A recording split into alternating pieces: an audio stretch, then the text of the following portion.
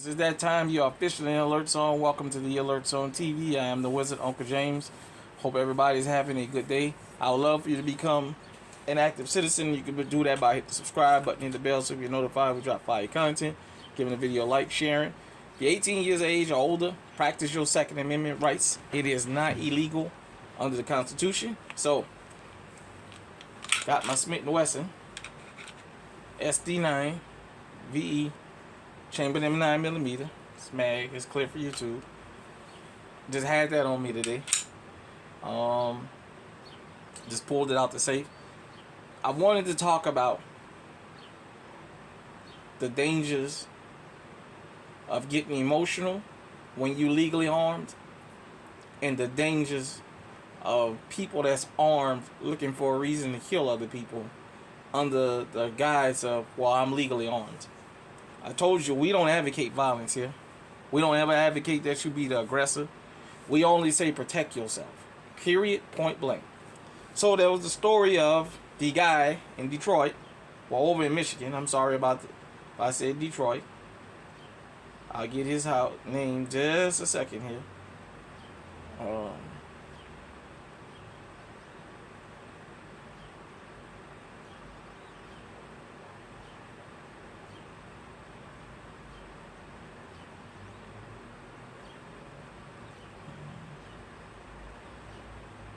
Y'all excuse me just a minute.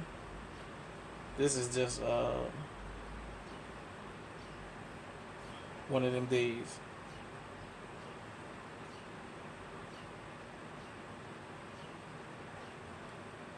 This is one of them days.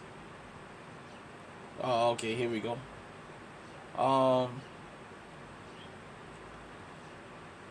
A man who shot, this is from woodtv.com, I see.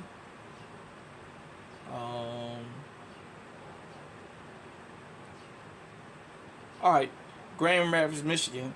A man who shot and killed a 13-year-old who was involved in stealing his car on Thursday apologized to the boy's family before being sentenced.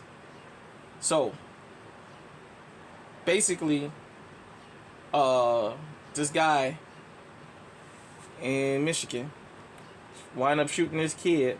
This kid was a part of a car theft ring, and they went and victimized the wrong person, and the guy let his anger get the best of him because he shot the kid in the back. Let me explain something to you. Why Second Amendment media is important. And if you're new to firearms, just watching people shoot guns, that's the easy part of owning a firearm. Knowing the laws and keeping your emotions in check is the hardest part of this. People getting tired of these kids running around stealing their shit. However, there's still laws you have to follow. Unfortunately, if somebody is committing a crime and they're fleeing from you, even if they've stolen something from you, in most cases, you can't shoot them in the back. It has to be like they snatched a child or something like that, or what have you. They always say that if you come out to confront them, that the person wasn't no threat when they turned and ran from you. You know, and sometime in the heat of the moment, you like, fuck that, I'm tired of this. I'm gonna put you down. Here's the problem. That guy didn't have a criminal record and wasn't a felon. Even the judge said he was a good person. He made a bad choice. I seen the video on YouTube of the little boy family, you know, crying, and his brother up there talking about you could have made a different choice. Not once did anybody say this little boy was wrong for stealing cars. He's 13 years old. Why is he out there stealing cars? But this plays to something that new firearms owners need to understand. When I started this program, I said throughout this program, I'm always going to keep new gun owners in mind, because people every day are joining the Second Amendment community and getting legally armed and what have you. And they need to come somewhere where they're going to hear direct and straight without having to read 1,000 pages of a bill. And for somebody who's not looking for clickbait, you know, that's posting one thing and saying something different, to know how this goes. And the way this goes is you can't shoot people in the back. If they break in your house and they're turning to flee, and they've already gone out of your door, under most state laws, you can't shoot them in the back. Because they're going to say the person didn't pose no threat unless you can prove they had a firearm and was firing behind them indiscriminately. So that guy lost his freedom. That kid lost his life. That man got up there and apologized to the family of that kid, but I never hear the kid say, we just sorry and unfortunate that he had to be out there doing it. The reason we, all of us in the Second Amendment community that do these channels, where we do commentary also, the reason we do this is, I told you guys and girls, the thugs, the crim lords, the criminals, they have their advocates. They have people that get together and watch the laws so they can see how they manipulate them. Why you think out in certain places they're recruiting 9, 10, 11, 12-year-old kids to go around and do all the shooting? Because all they're going to get is juvenile probation. They're not going to do prison time. Told you about Baltimore out there. That little kid in Baltimore City. There was a case about 7, 8 years ago in Omaha, Jabrell Milton, 12-year-old kid. They already knew he wasn't going to get no time but probation. Because he was a 12-year-old kid at the time of the killing. His brother and his brother friend got time, but, you know. But you have to learn how to check your emotions. And when I tell you, keeping these right here will test your patience. Understanding that you can't get angry and grab for this is going to test your patience. It's going to be times some people you're going to say in the back of your mind, oh, to take my damn gun and knock their damn brains out. But you know what? It ain't always worth it. This is why I tell you part of being on alert is not only being reactive, but being proactive. Sometimes you got to stay from around certain areas to keep the shit down. Just to limit the chance of something happening to you. You know what I mean? I mean, a shooting or what have you can happen anywhere. But you guys and girls get where I'm coming from. Try not to put yourself in a position where you know for a fact, this particular part of town, this particular store is always something going on. Let me stay away from that. So, you know, that guy, like I said, he shot that kid in the back and it cost him his freedom.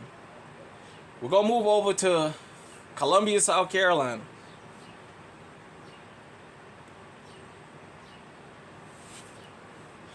And Rick Chow. The case of Rick Chow. For those of you who don't know, a couple days ago, a kid was accused of stealing water, which he had nothing. An argument ensued. The clerk started an argument with him. Then the clerk's son came out and joined in. The kid left. They went out behind him. The kid took off running. He ran for his life. They say he lost a shoe, which means he must have really been moving. And then he got shot in the back and got killed.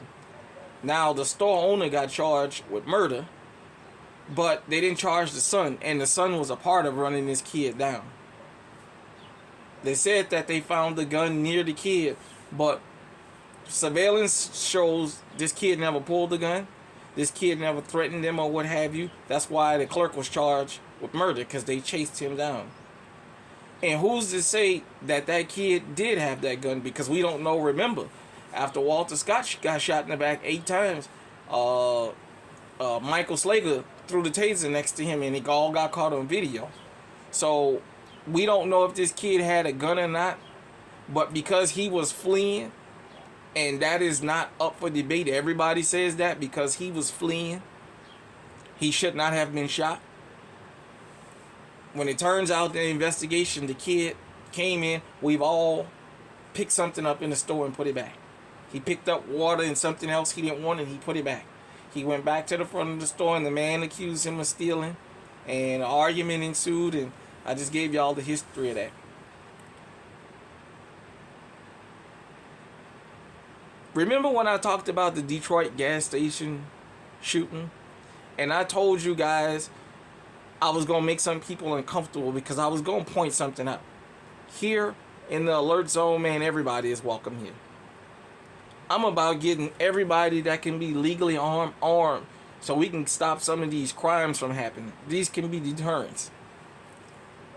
But I got to call it like it is. I told you guys, a lot of y'all don't understand the interaction between black folks and Asians. When I say Asians, I mean Arabs, the East Indians, the, as we call them, Oriental or Southeast Asians or what have you. There's always been here in America a not so good relationship. Turns out that this store owner in South Carolina had already shot at a couple people before. Behind, I know one person did plead guilty to theft or whatever. He shot at another car where nobody took nothing. They said there's video of him attacking a couple of his customers, and they wind up not even stealing anything. But this whole notion that somehow when we come in the store, we're coming there to steal something has been deadly throughout the years. Remember, we was the group that was used to get the Asian hate crime bill passed. And then you had the guy down there in Atlanta run up in a spot full of Asians and kill 8 of them. And the Asian community didn't say who. You had 2 mass shootings back to back at the beginning of the year. And the Asian community didn't say boo. But they kept plastering us all over, up and down the news for arguing with them. That hate crime bill, we need to talk about that just a smidgen. I'm just going to say this. Around the country, I've been checking the temperature since this happened, this bill, in different comment sections, and listening to call-in shows. And a lot of people said that this has emboldened them. For my LA people, or for people who wasn't born before 1991, you may not understand. A part of the LA riots was behind Latasha Harlins. Latasha Harlins was accused of stealing when she had money. She put the juice on the counter. The little girl turned around to walk out of the store, and that woman shot her in the back of her head. Part of the riots was about that. When the shootout happened in Koreatown, that's what that was about. Because we never forgot that. You had Peter Liang out there in New York. You guys already know what happened with that. And now this, plus the gas station attendant, locking them guys up in there and getting them guys shot. Look, man, at the end of the day,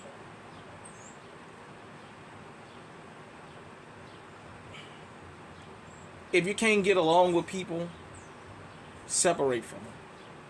It's like a man and a woman who can't live together that split. It's like 2 guys that run together as friends and they can't get along because one always doing something and they split.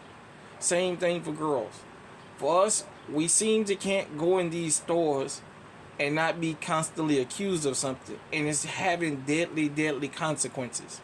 And the thing is, it may be uncomfortable that I'm talking about this on this channel. But the thing is, it keeps happening. I'm only pointing out a pattern. I'm not, you know what I'm saying? When George Floyd got killed, there was an Asian standing there on patrol. He was chest out to the crowd. A lot of people don't talk about him because everybody went after Derek Chauvin. Look, I did this video because I wanted to point something out to all of us. I understand you work hard for what you have. You law-abiding citizens. We work hard for everything we have. We don't rob, steal, or kill nobody. We get it the right way. Sometime we got to learn how to take a loss, because the loss of our freedom ain't worth it. That guy in Michigan got angry. He got tired. This probably wasn't the first time it happened. He had a CPL and he took care of business, but unfortunately he shot this kid in the back. And nobody's ever said the kid was wrong. They keep saying it's him. When you new to firearms, you have to understand something. When you legally own this, you got more laws and more things working against you than the criminals do. The criminals got more reign to run around and do things than you do. You have to always, always, always think before you pull this. Now, in your home, you can do what you need to do. But out in public, you have to think about this. Like I said, you need to know your castle doctrine laws. Because there's places where you hear somebody stealing your car, you can come out and do whatever needs to be done. Then there's places where if your garage is attached to your home and you hear somebody in there, you can do what needs to be done.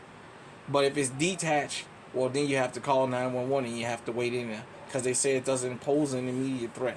As stupid as it sounds, That's the law, and you gotta have to learn how to deal with it and how to get around it. So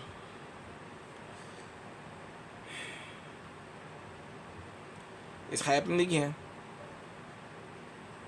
and it's gonna probably continue to happen because we got people that's emotional with firearms, and we got people out hunting other people with firearms that's legal. Here in the alert zone, we do not advocate violence at all. We don't advocate you going and look for reasons to shoot people. We don't. That's not what we do here. We advocate these to protect yourself and your family, and your property as the law allows. Now, your life, you do what you need to do, because it's better to be dead in jail than to be dead. So your life, you only get one. You just have to think, man. I know, believe me, I know. I know from things that happened to me when I was younger that, man, when you get legally armed, you know you live somewhere where they steal cars and what have you, and you get tired of people breaking in your shit, you just want to put them down. But you have to ask yourself sometimes, is it worth your freedom, man?